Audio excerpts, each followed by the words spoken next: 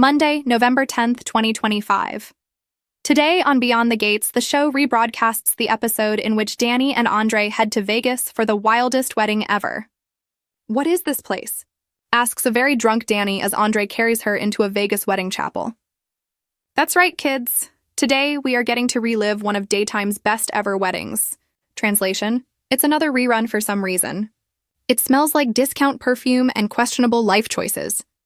The latter definitely proves true as they flip a coin to decide whether or not to tie the knot.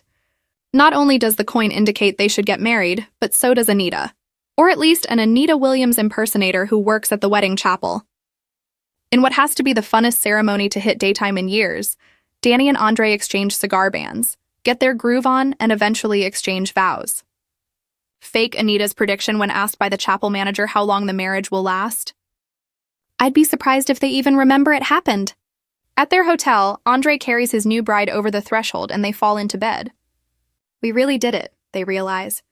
But before they can seal the deal, Andre passes out, his new wife cozying up by his side.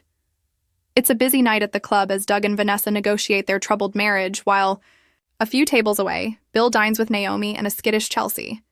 Later, Kat joins Chelsea at the table to tell her all about her disastrous night with Thomas, who happens to be chatting with Eva over at Orphe Jeans. Kat and Thomas tell their respective table mates about their amazing evening and how it led to a night of bad sex.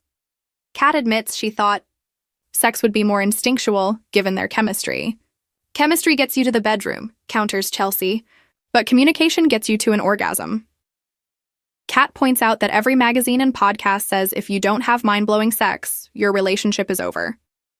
But Chelsea suggests Kat needs to get out of her head and into the moment. Across town, Eva says she's 100% sure that Thomas isn't bad in bed, adding that he should prove to Kat it's about her, not sex. Over drinks, Haley tells Caroline that things didn't go as she'd hoped where her plan to make Bill jealous was concerned, but it did lead to them having an honest conversation about Dani. When Bill gets home from dinner with his daughters, Haley turns up the heat and they head for the bedroom. At the Dupree mansion, June is starstruck when she meets Anita.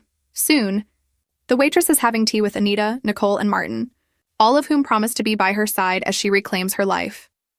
June shares that she and Sam are bonding, but Terrell is proving a tough nut to crack.